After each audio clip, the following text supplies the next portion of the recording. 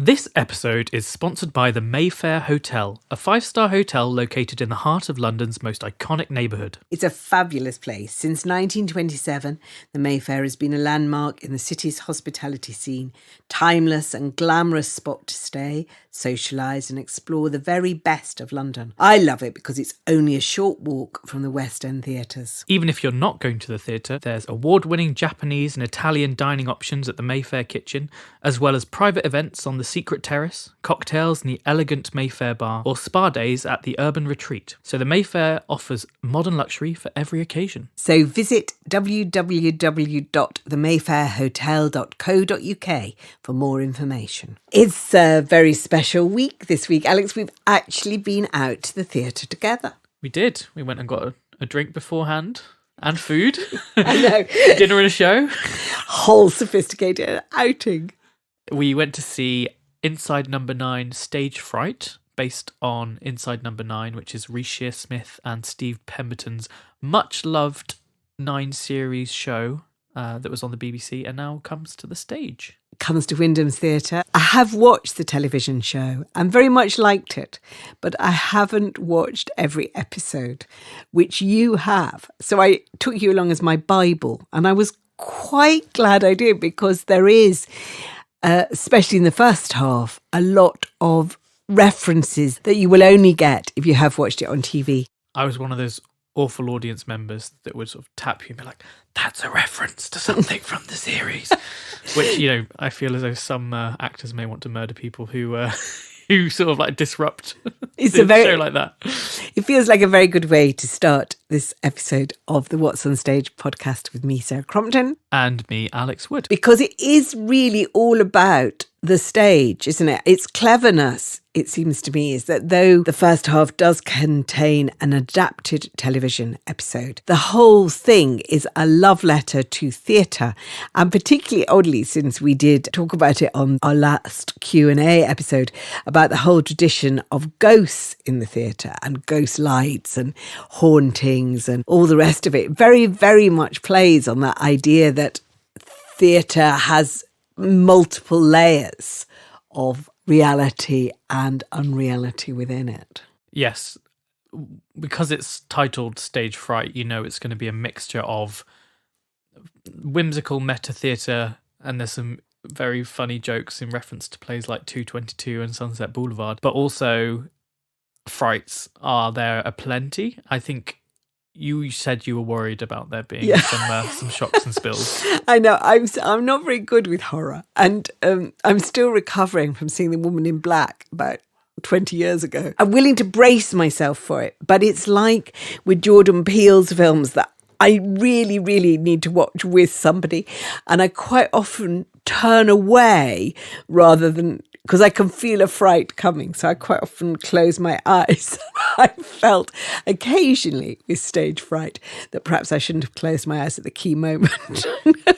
During the interval, a couple behind me were whispering to each other, and they were saying, apparently there's lots of blood in the second half, so we should get our waterproofs ready and stuff like that. Yeah, it was the blood I closed my eyes for, I must say. Wow. The plot, I was worried when I was going in that it would be very episodic in terms of taking some of the characters that were familiar to the TV watchers, placing them on the stage and then just recreating whimsical circumstances for them. And there is definitely a small portion of that, but I'd say the vast majority of the show feels like very much a love letter to theatre, as you say. They recreate some of the moments that are iconic for sure, but they also bring in entirely new storylines. So the second half in particular is a completely new original story with completely new characters that wouldn't be familiar to anyone who's seen the TV series. So that does lend a degree of originality to the overall proceeding. I think its impact comes from the fact that Steve Pemberton and Reece Shearsmith are people that you want to spend time with. There is something incredibly appealing about them as performers, and they've got a way of, which is like Morecambe and Wise or the great double acts of the past, which they pay a little reference to. There is a way which you just want to know what they do. What I thought was incredibly clever with this show is that not being a super fan, just having a sense of liking it and having seen a few episodes which I really admired. It did engross me. I didn't feel that I was left out. And even though we were surrounded by people like you, who were definitely absolute super fans, I, as a semi-fan, felt completely involved and absolutely admiring of their cleverness and the way that they tie the whole thing together as a theatrical package. It's a super clever show. I've seen both Shearsmith and Pemberton on stage a few times. Shearsmith in particular was amazing in A Very Expensive Poison, where he played a cartoonish Vladimir Putin. But I think Steve Pemberton was also the best thing in The Pillow Man, when that was revived in the West End recently as a disillusioned policeman in a totalitarian state. However, they are more than the sum of their parts when they come together, aren't they? They have that electric energy between them that almost they're operating on their own wavelength, both in the way they write, but also in the way they perform together. And you could just sit and watch them read the phone book in a very whimsical way, and that would be perfectly acceptable for exactly. And it's cleverly balanced between sketches and narrative and moments where they appear and talk to you and involve you in the joke. And it is a really, really good piece of writing. I thought it is sold out, though, as always with West End, there are ways of getting tickets if you're kind of watching to find them. But I thought it was going to tour. I feel it should tour. It was clear from the audience that they have such popularity and such love that it will be a nice way to say goodbye to the TV series after 9 series. So they have stopped doing that. Their website says that it is touring. So for some reason, there seems to be a suggestion somewhere on Google that it will be going beyond London. Where and when clearly is up to the theatre gods at the moment, or Phil McIntyre, the producer. But like you say, looking at those box office numbers, I feel that any regional venue will be jumping at the chance to programme the show. Yeah, and it's a rare thing, a fan show that works as well as a theatre spin-off. I think it's a terrific thing. The other rare thing about it that we were going to mention, just in terms of pulling the curtain aside on what we do, is it's one of those rare examples of being a show where the press are issued with a request not to reveal certain things. At some levels, the things we're asked not to reveal were surprising, because there is a cameo from a guest artist every night. And I thought we perhaps would be told not to reveal that. I have in the past, the cameos have been under wraps. But in fact, we were allowed to talk about that. And then there's other stuff that we're not allowed to say anything about. The eternal agony of any critic is knowing what to reveal and what not to reveal. You don't want your review to ruin an audience's experience because you've given away something that was so magical and surprising in the moment. And by writing it into a review, you're essentially undermining the experience of an audience member that might go and see a show further down the line in its run. At the same time, the balancing act is you need to make sure the review actually does the show justice. So you might have to reveal certain things about what audiences can expect without going too far. And the line is such a hard one to pin down. It's so tricky. I remember I interviewed Sophie Okonedo ahead of her doing Medea. And one of my questions started, the thing everybody knows is that Medea murders her children. How do you introduce that element of surprise? And she said, you can't assume that. You absolutely can't assume that Medea murders her children in terms of the audience's mind, that people are coming in with that preconception. You have to assume that the audience are walking in not knowing that Medea murders her children. There is the opportunity for events to take place in a different way. Now, obviously, as an actor, I can see that. So she, every night, had to play it that she didn't know the outcome. And I totally understand that. But she's also right. The real emotion of Medea comes if you don't know that. So when I wrote my review, in fact, I didn't review Medea, but had I written my review, I would not have said that she murdered her children, just to give the possibility of that person coming in who didn't know the outcome and being completely gripped by the storytelling. But most of the time, you have to assume with the classics that people have some grasp. And then with modern theatre, I tried to reveal not much, actually. But I tried to let it land. Where does a play go from classic to being modern? Like if it was written in 1973 or the end of Les Mis, would you reveal that to someone if they didn't know what Victor? It's tricky because even something like Medea, you're not going to go and write, and there's a shocking ending that I can't tell you all about because it's a play that's been around for thousands of years. No, but you might say as she kills her children or whatever. And you can miss that. You can actually write missing that sentence. It is quite often a challenge to write and not reveal. And actually it came up with Little Foxes because there is a shock in Little Foxes, which I didn't reveal. And I decided that if you hadn't seen it, then perhaps that was going to hold your attention. So I, on the whole, tend towards keeping things secret, but it does make it a challenge to write about sometimes. I would say most of Shakespeare's fair game. I'm always surprised by the fact that, you know, everybody sees Shakespeare for the first time. So it's tricky balance. Swan Lake, when I'm writing about ballet, definitely there's a plot reveal most of the time. But then also with Swan Lake, there's so many different versions of the plot that you kind of have to give people the nod as to which direction the story's going. Exactly. The funny thing is always seeing the next morning which critics really went for it in terms of spilling all the beans and which ones decided to play it coy. Yeah, though on the whole we're quite well behaved. I think if we're asked, not many critics break that, unless occasionally critics have thought it was a stupid thing to be asked and then they've deliberately broken it. That seems really unfair. I think if you're asked politely, you abide by the rules. That's true. But it's complete agony all the time. This is why I don't review very often anymore, because I just too many spoilers and then get annoyed readers on WhatsOnStage saying, oh my gosh, why did you tell me that would happen? Yes, I did get one of those ones and it was a classic play and somebody said I shouldn't have revealed it. But yeah, tricky. But this has been a rare outing for you, Alex, this week.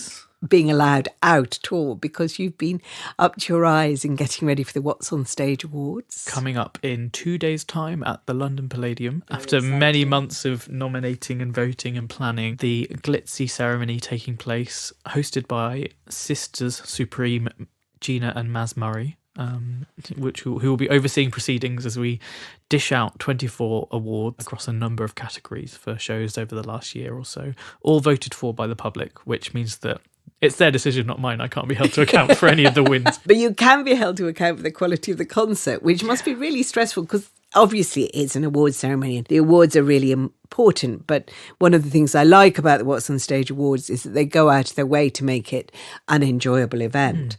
I suppose all awards ceremonies do that, but not all succeed. I mean, what's it like? I mean, it's so outside your normal, well, perhaps it isn't outside your normal skill set. Perhaps you've learned how to put on a concert now. I definitely have that out-of-body experience that when I got into the theatre industry 10 years ago, I was reviewing small plays in sort of 50-seat venues and supporting up-and-coming artists and trying to make ends meet where I can. And now 10 years later, it's co-producing concerts at the London Palladium. This is not something I ever expected to be doing in my time. Or, trying to haggle with Westminster Council about how large a pedestrian walkway you can have outside the red carpet area to allow free-flowing access to different shops. It's all brand new, and I've got this utmost respect for event managers because it is not my standard comfortable space. I'd rather be sat behind a laptop writing news stories than I would be going out and delivering notifications to Five Guys on Argyle Street that we've got a huge red carpet experience coming. It has been a logistical odyssey. Right. We booked the venue for this year's awards the day after last year's awards. Gosh. So we've had a full year of planning, from finding sponsorship, assembling a lineup, assembling a creative team, getting the voting sorted, getting the nomination sorted. And what has struck me most of all, and actually something that I never really think about when I talk to theatre producers who do both shows and concerts, is for a long period of time, it feels like a very lonely experience doing concerts because it's either an individual with an idea or a very small group of individuals who have been workshopping or developing work, often in isolation. So, for example, a playwright will be sat at home by themselves creating a script, or a designer will be putting together a model box. But gradually over time, the numbers start to escalate. So something that starts with Darius Thompson, the co-producer, and I sort of having a chat whilst drinking coffee at 2 p.m. on a Thursday, we'll end up with 70 to 80 people running around backstage at the London Palladium. It's just the way that there are people that I'll never meet and never talk to who have been involved in this award ceremony. And that for me is baffling. That is extraordinary. That idea of sort of exponential growth as it takes on a life of its own and you bring in more and more people with more and more expertise. And it always strikes me how brilliant it is that it is actually at the London Palladium, because it's such a historic theatre and in many ways so much a celebratory theatre, because it's always had that tradition of Saturday night at the London Palladium. I remember Matthew Bourne saying to me once that when some of his dancers were invited to appear at the London Palladium, I think for a Royal Variety show, he felt that everything that he'd watched in his childhood on telly had suddenly happened in front of his eyes. I mean, it is such a special place in London theatrical lore. We used to do the concert at the Prince of Wales Theatre, which is a lovely theatre, currently home to the Book of Mormon. Yeah. The problem was that we had so little space on stage because you were sitting in front of the Book of Mormon set that you'd only really have 2 meters worth of space. So you couldn't do big choreographed numbers. You couldn't really have a very large orchestra. So one of the decisions to move to the Palladium was A, we could have more accessible tickets, but B, we could simply do more aesthetically with the choreography, with the hosts, and work with the shows that want to perform on the night. I remember last year getting into the Palladium at 6 a.m. on a Sunday, just thinking, oh my God, how on earth did we get here? So yeah, it's our second year at the Palladium, but every year we just keep wanting to grow and grow. And the lovely thing is also, we never want to tread on the toes of the Oliviers, because they hold a very special place within the theatre industry in terms of celebrating the West End and beyond as a community. What we do have is that ability to celebrate audiences specifically because of the nature of the awards. It is an audience wanting to respond to the shows that they've loved. And it's great that we can kind of therefore be a bit more irreverent and a bit more playful in the way that we go about doing that with some of the shows that we have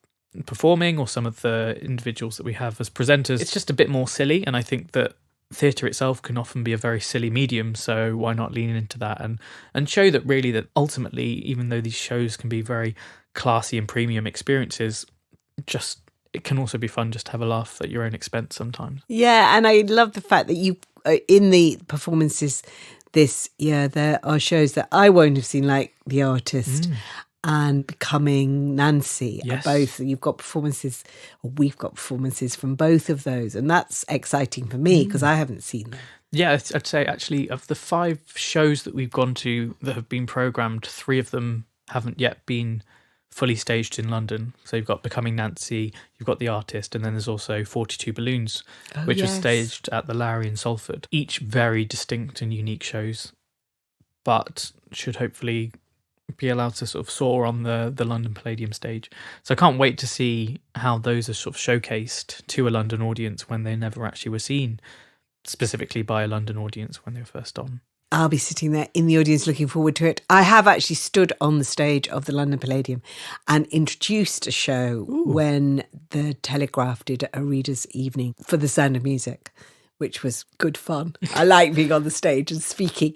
But you have had a much more interesting experience at the London Palladium. Well, it's funny we were talking about stage ghosts earlier, and that's a central part of Inside Number 9, in that last year, obviously there was complete pandemonium before the event started, and I was running around with lots of video cameras, swiping in and out of doors using keycard access that we'd got from the stage door. However, as soon as the show started at 7 o'clock, the locks changed so that then no one could get between different doors unless you had a very specific high-level access, which wasn't available to guest contributors like myself. There were cameras that needed to be placed in the auditorium at different points, and I was having to shuffle them all around. I was running underneath the stage just as it hit 7 o'clock, so my keycard stopped working, and I was stuck underneath the stage thinking, is this going to be what I'm going to be doing for the next 3 hours, is listening to this award ceremony that I've planned whilst being underneath the stage, hanging out with Bruce Forsyth's ashes. What, they're under the stage? Apparently so, yeah. I think, try saying that 5 times. Bruce Forsyth's ashes. Yeah. Thankfully, an enterprising member of stage crew happened to come through the door just as I was about to fall into a pit of despair and I sprinted through and made it just by the end of the opening number as back where I needed to be. But that was a very scary 5 to 6 minutes. It's brilliant. That's it's like the the story most of, scared I've ever been in a theatre. So more so than inside number 9. that's like the story of Nicholas Heitner, where he walks out of a disastrous technical rehearsal. I think it's the final technical rehearsal of his Dark Materials, absolutely convinced that they've got a disaster on their hands, and the door into the auditorium locks behind him, so he's hammering on the door of his own theatre, which he writes about very amusingly. So it happens to the best of them. It happened to you, happened to Nicholas Heitner. Clearly it was a good luck moment, because last year went swimmingly well. We overran by about 45 minutes, which to some producers was unforgivable, and I was told about it at great length the next time I saw them. But this year we're going to be very strict with acceptance speeches. The hosts are going to interrupt people quite dramatically if they overrun by a certain amount. We've also introduced a thing where winners can also thank the fans in the winners' room after they've had their speech on stage. So that should mean that they don't spend too much time on stage and the event doesn't overrun, and then they can thank the fans digitally on TikTok or something. Sounds brilliantly organised. Hopefully we can rendezvous next week and see whether or not everything has come to. Well, we will. And in the meantime, we thought we'd just look ahead a bit to some theatres have been announcing their seasons coming up, and there's a few things that have caught our eye. We obviously have a very lovely episode about the RSC's new season that came out last week. People should make sure they hop back and check what Tamara Harvey and Daniel Evans had to say about their 2025 programming. But from then on, I think every single day we've had a new season announcement. So we had the Regents Park Open Air Theatre season, the first for the new artistic director Drew McConey, which came on Thursday. And then on Friday, we had the Hampstead Theatre season, which is full of new writing, which is always good to see. And then on Tuesday, we had Shakespeare's Globe season. So lots of London theatres have decided to put their cards on the table for 2025. Yeah, and it's interesting. It's an interesting mix of stuff. The open air's interesting because it's starting with Shucked, which has only been on Broadway. Had a pre-Broadway preview season, but then was a huge comedy hit on Broadway. And I saw it there and I absolutely loved it. And is it really about corn? It is.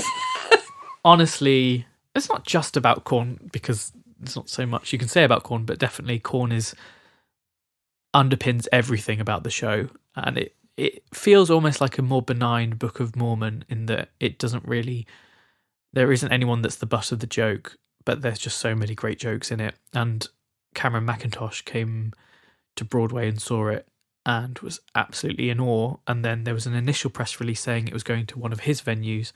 Then things went quiet, and now it is having an outdoor UK premiere, which is genius because it's all set in a rural Midwestern town in the USA where their entire ecosystem revolves around corn and growing corn, and the corn is used for the alcohol, it's used for the food, it's used for their clothing, everything comes back to corn. So to stage it outdoors, it's perfect for that. I think it's brilliant on Drew McConey's part that's his first show. Notably, Michael Harrison also one of the co-producers, which makes me think it might have more life to lead after it's been opened, so it might go indoors somewhere. That would be my guess anyway. Yeah, it's interesting. Yeah, and oddly, you were telling me it's got a link with the final musical of the season, which is being directed by Drew himself and choreographed, I presume, as well. Yes. Which is Brigadoon. Not seen on UK shores in 35 years. Golly, is it that long? Yes. I'm really interested to see it. New adaptation by Rona Munro. And it's one of those shows that's legendary and never performed. So it's a fabulous film. And it's got an idea of a Scottish village that is only there once every 100 years. Yeah. And the film's gorgeous because it's Gene Kelly and Sid Charisse and misty vistas and fabulous. But it somehow doesn't work on stage, or at least people think it doesn't work on stage because it's never done. So it's really a gamble, but an interesting gamble that he's putting it back. And it is the same concept as Shucked in that it's a couple stumbling into a life that is unlike their own. Yes. Yeah. So in Shucked, there is an outsider from Tampa that comes into the town, and therefore discovers more about himself and then falls in love with this rural lifestyle. And Brigadoon, where two fighter pilots stumble upon this magical village that only appears once every 100 years and decide to stay because they fall in love with it. Or one of them decides to stay because he falls in love with it. Spoilers. Oh, spoilers. Maybe, oh, there dear. you are, giving it all away. Yeah, should I have spoiled Brigadoon? The other thing is Rona Munro is a brilliant playwright. Having done the King James plays, is probably what she's most well known for. Will lend the musical a degree of Scottish authenticity that it might not currently hold. I imagine she'll also be very good at spotting some of the flaws with the original material and then smoothing those over to make it more palatable for a 2025 audience. Yeah, I think she will. And she's a fantastic writer. The other thing that caught my eye in this season is that Drew McConey's background is obviously dance, and he has brought in 3 Rodgers and Hammerstein ballets, 3 Broadway ballets, which is a really lively and innovative idea, I think, in terms both of theatre and of dance. So he's asked 3 choreographers to take a new look at the Dream ballets from Allegro, Oklahoma and Carousel. And they'll have new arrangements by Simon Hale. And the choreographers are going to be Julia Cheng, Shelley Maxwell and Kate Prince, all of whom are totally brilliant. And so that's a fabulous idea of a triple bill of Dream ballets, just for a few nights, but I'll be there. It's a great way to slightly shake up the Regents Park Open Air Theatre model by bringing something that's familiar to musical audiences, but giving them a choreographic spin. And he's also programmed a lot of new festivals and as well as new initiatives for aspiring choreographers. So dance really is at the heart of everything he's doing, which is brilliant because we need new institutions to assist choreographers who want to get into musical theatre or dance. And I think it is utterly brilliant. And it is something that I think we're producing amazing show choreographers at the moment over and over again. I notice how brilliant the choreography is and how unusual and clever and how new young dance makers are introducing new ways of approaching old forms. And I think that's great. In a slightly similar vein, the Globe Theatre is doing something innovative with its main stage space in that it's presenting Ola Ince's production of The Crucible, which feels very interesting indeed to have that in the Globe. They've slowly been exploring the idea of taking 20th century, 19th century works. So they've done Ibsen, they've done Chekhov. Now this is quite a bold move to actually take one of the greatest plays of the 20th century and placing it on a stage that's designed to make it look like it's from the 16th century. So how exactly they go about doing that will be really interesting. The Globe has never been as conservative as some people might expect it to be. But to stage a play that doesn't really have any direct, obvious links to Shakespeare, as far as I can tell off the top of my head, feels really bold because what the Globe does have is a very specific venue layout that allows you to feel very complicit with the actors and very close to the actors. And I think the hysteria that comes across in The Crucible will feel incredibly immediate when you have hundreds of people standing around watching you as a performer. So it will be a unique offering on the London theatre stage. And I know there's been The Crucible at the National Theatre recently and in the West End and at Sheffield's Crucible, but never outdoors in the way that I expect it will be done by Ola Ince. Yeah, she's good. She had people fainting, didn't she, when she was the bloodthirstiness of her Romeo and Juliet. Yes.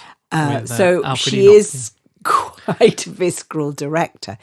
And I suspect that sense of it is the great play of accusation and counter-accusation that makes the audience complicit in one view, which then changes throughout the play. And I think I can really imagine Arthur Miller hitting very hard in the Globe. And you're right that it is unfair that we think of it as being traditional because recently it's had such a brilliant reputation for new work as well with things like Princess Essex. It's a difficult theatre to programme Shakespeare's Globe because it is called Shakespeare's Globe. So obviously that's the main reason to have things there. It does rely on a heavy contingent of ticket sales to tourists who want to experience that whole open-air theatre, what it's like in Shakespeare's time sense. And yet it has been bold in the programming choices it's made. And this season shows every sign of being the same. The same and yet different, I think, is boldness. And they're bringing back one of the hardest, which I really admire, Troilus and Cressida, another play not seen for absolutely ages. I mean, there is Romeo and Juliet, there is The Merry Wives of Windsor, there are things that are obvious audience pleasers. Troilus and Cressida is a hard play. It's always put in with the problem plays, and most of the problem plays have sort of come out of that slightly traditional category. But it seems to me Troilus and Cressida still sits very firmly in it because it's so dark. Talk about hard plays for directors and audiences. There's also a very hard experience for actors, in that one of the innovations they've decided to do this year is to do a one-night-only Midsummer Night's Dream where the cast meet each other for the very first time on the day of the performance and go in and do it together on the Globe stage, which is a really, really lovely experiment. Yeah, love that. I mean, I really love it. I always love event theatre, and that's so event. Yes. It feels slightly similar to what the RSC were doing with their 448 Psychosis at 448 in the morning. Yes. But probably slightly more palatable for those who like a good night's sleep. Yeah, no, are they doing it on Midsummer Night as well? No, that's in September, 14th of September. Okay. Oh dear. Rats. Sorry, Michelle, no. You'll have to... do another one do it next year. Or do it on 12th night and we'll all be freezing cold. No, so there's really good things. And then Hampstead keeps up its flag for new writing and bold choices there. And also a lot of cross-Atlantic pollination, because you've got playwrights like Sarah Crompton coming back to the UK shores to produce work. It's a mixture of UK premieres and world premieres that's really fantastic. And Blanche McIntyre is actually directing 2 shows at the Hampstead, so almost having a very solid presence there. In fact, she's directing the one night only Shakespeare event. So we could turn this into a Blanche McIntyre quarter of the podcast. She's doing Letters from Max, which is the Sarah Crompton play making its European premiere. There's also a stage version of House of Games, which isn't the Richard Osman TV show.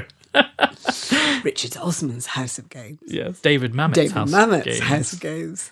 But adapted by Richard Bean of One Man, Two Governors fame. Again, an interesting idea, I think. It slightly links with, in my head, with Patrick Marber's Dealer's Choice being revived at the Donmar. Dealer's Choice is a theatrical event that relies on a poker game. House of Games is a series of puzzles that I feel will work absolutely brilliantly in a stage context as well as on film. And yeah, I'm looking forward to that. Interesting. There's also a very fascinating play called Apex Predator that opens next month, penned by John Donnelly of The Knowledge fame. The plot synopsis doesn't give too much away, so I'm not going to stray into spoiler territory, but the poster for the show involves someone with like blood around their mouth looking like a vampire. So I think it might be a pseudo-vampiric play about contemporary society and how mothers of young children have to resort to extreme measures to get by in the world. So it's annoying in a way, like I was saying a couple of episodes ago, these plays weren't announced before Christmas because they would probably have made some of my top recommendations for 2025. Yeah. But here they are now, so getting a bit of airtime.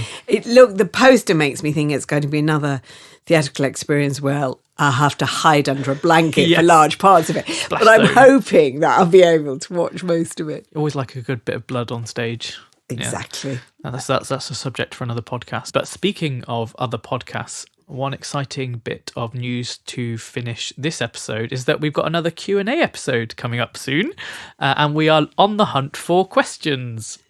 Yes, so anything you've always wanted to know about the theatre or about specific plays or about really anything theatre related, then send in your questions to feedback@whatsonstage.com. and we'll do our best to answer them. I'll go off on my research missions. Yes, you can deep dive and I'll get on with programming a concert at the London Palladium and then having slapdash responses. And then recovering. Yes. In the meantime, then please send us your questions and please keep listening. And we'll be back next week with a very special interview that you did with two Ophelias and might involve Nancy's return to the podcast. Yeah, Nancy Carroll will be back on the podcast with Naya Toll, and they are talking about the RSC's Hamlet and also the fact that they both, at different times, obviously, have played Ophelia. And it's a lovely conversation, so that will be available for you to listen to next week. But until then, it's a goodbye from me, Alex Wood. And a goodbye from me, Sarah Crompton. Make sure you like, follow, subscribe, and rate the podcast wherever you can. We'll be back with regular episodes every week.